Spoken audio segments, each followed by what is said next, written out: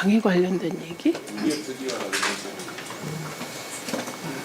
그거 보세요. 하시잖아요. 하세요. 10분 드리세요. 10분 하세요. 예.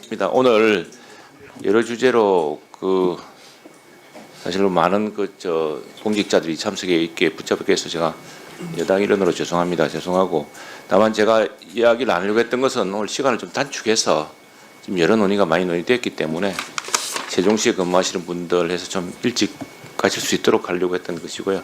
다만 하나 길게 부인하지는 않겠습니다. 우리 당의 미디어 특위에 대한 자료 이런 부분은 내일 미디어 특위에서 반박할 것이라는 걸 말씀드립니다. 아닙니다. 다시 지금 시간은 뭐 그러네. 저 방심이 감사실장 앞으로 나오시죠.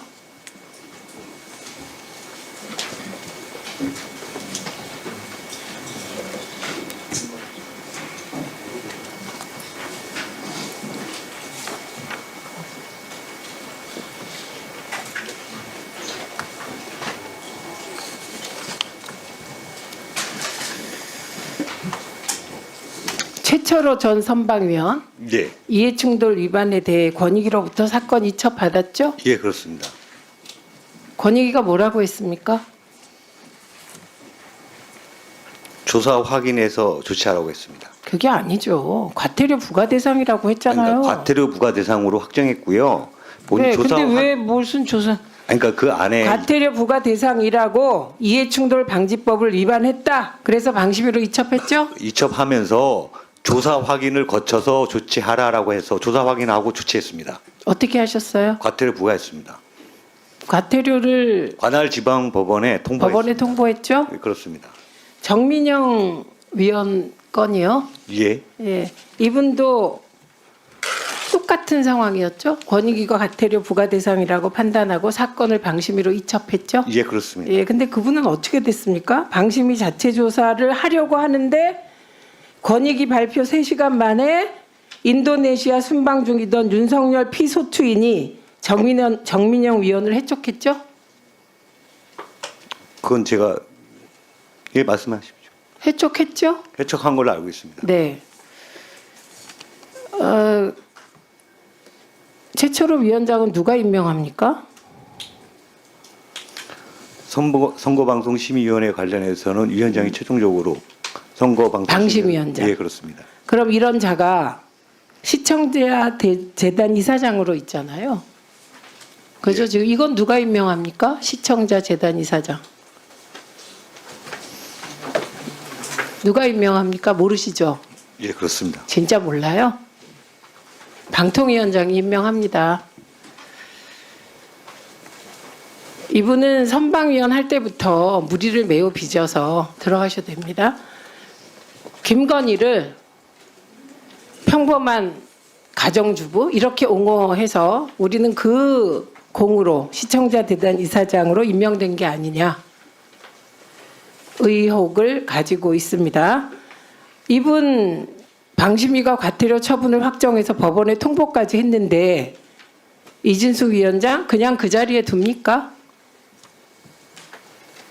둡니까? 현재 규정으로는 저희가 조치를 할 이유가 없어서 만약에 할 조치가 판단이 된다면 거기에 맞게 조치하겠습니다. 무슨 조치요? 법원에서 과태료 처분 법원이 확정하면 법원에 통보했다는데요. 과태료 처분을 해달라고 방심위가. 과태료를 가지고 저희가 시청자 미디어 재단 이사장에 너그러우시네요. 대해서 어떤 조치를 할 수 있는지 확인해 저희가 보시겠습니까? 검토해보겠습니다. 예, 참고 자료로 윤석열 피소추인은 정민영 위원에 대해서 과태료 처분을 빌미로 해외 순방 중에 아주 급하게 해촉했습니다. 참고하십시오. 그리고 확인하십시오. 위원장실 이후.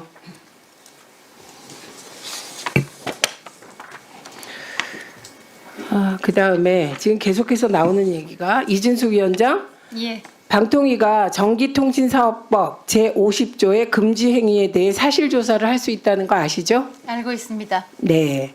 금지 행위의 유형은 어떻게 정합니까? 아까 그 퍼스트 모바일 관련해서 약관하고 다르거나 아니 그냥 금지 행위의 유형은 시행령으로 정하죠. 그렇습니다. 네. 근데 퍼스트 모바일의 경우 저는 매우 해괴한 영업 행위를 한다고 생각합니다. 그래서 그 영업 행위에 대해서 방통위가 금지 행위에 대해 사실 조사를 할 수 있습니다. 네, 할 수 있습니다. 그게 있다는 자료 주는 걸 거예요. 예, 그러면 이건 금지 행위 5의 2에 해당합니다. 이용자에게 중요한 사항을 설명 또는 고지하지 않거나 거짓으로 설명 또는 고지하는 행위로 판단할 수 있습니다. 그리고 이 행위 쭉 나열된 거에 가항이 바로 퍼스트 모바일에 해당됩니다. 예, 이거는 아마도 실무자들이 곧 보고하세요. 구체적으로 좀 위원장 그렇게 모시지 말고. 근데 정광훈 목사 측이 얘기하는 퍼스트 모바일 가입 등 6대 조건 중에 가장 황당한 게 뭔지 아십니까? 그 6대 조건 아시죠? 여기 띄워져 있네요.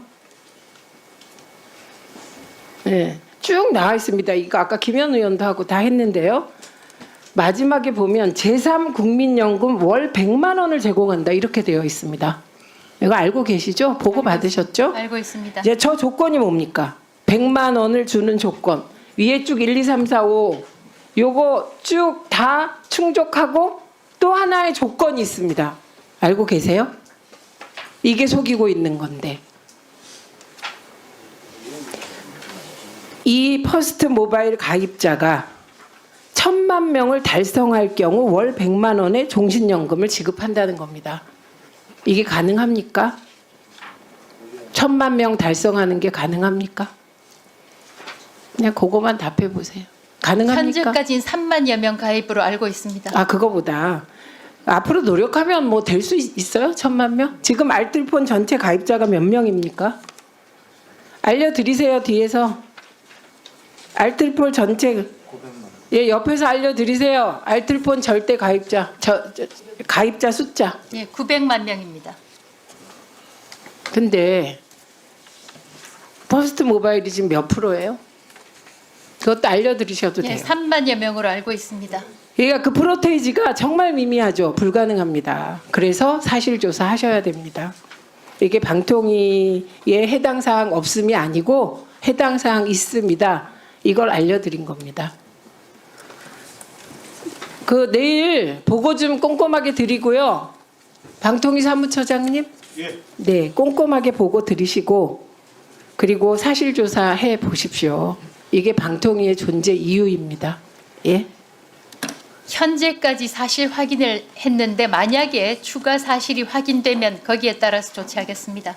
추가 사실 그러니까 현재까지 뭐 확인했는지 보고 좀 받아보세요. 네, 저희 의원실에 보고 좀 해주세요. 네, 저희 보고 받은 바가 없습니다.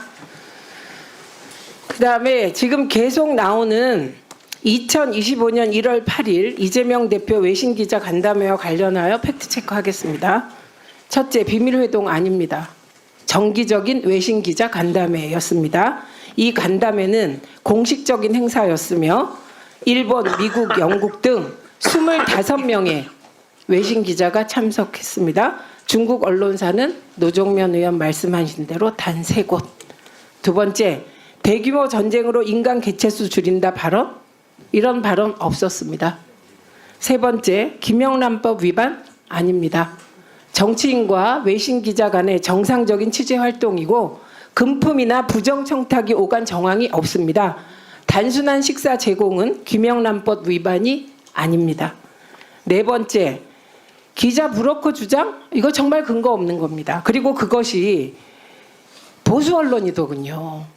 터무니없는 겁니다. 간담회는 민주당이 직접 주최합니다. 그러면 외신 기자들이 옵니다. 다섯 번째, 우리가 외신 전담 대변인을 운영하는 것은 국제적 소통 강화를 위한 민주당이 너무 일을 잘하는 것이라고 생각합니다. 친중 행보? 터무니없는 소리입니다. 여섯 번째, 민주당은 이와 같은 스카이 데일리와 진짜뉴스 발굴단의 허위사실 유포에 대하여 허위사실 적시 명예훼손 혐의로 법적 대응을 진행하고 있습니다. 뿐만 아니라 관련 보도자료가 발표된 이후 간담회에 참석한 외신 기자들도 국민의힘의 가짜뉴스 유포에 대해 강한 반발을 표명했습니다. 이것이 팩트입니다.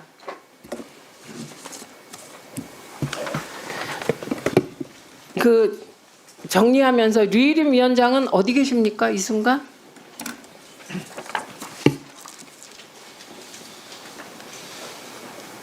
네, 방심위 부속실장 가셨어요? 아닙니다. 여기 있습니다. 류일임 위원장은 어디 계십니까? 그 이후로 연락은 통 안 되고 있습니다.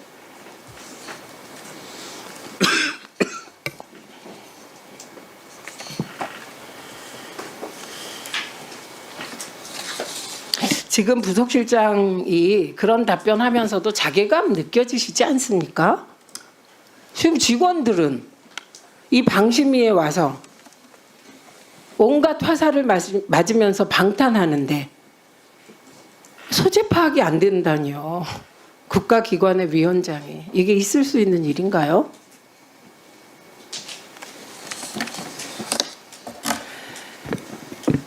이제 더 이상 질의하실 위원님이 안 계신 것 같습니다. 이상으로 질의를 마치도록 하겠습니다. 오늘 최수진 위원, 정동영 위원, 최민희 위원이 서면 질의를 해주셨습니다. 과학기술정보통신부, 방송통신위원회 등은 7일 이내에 서면 질의에 대한 답변서를 제출해 주시기 바랍니다.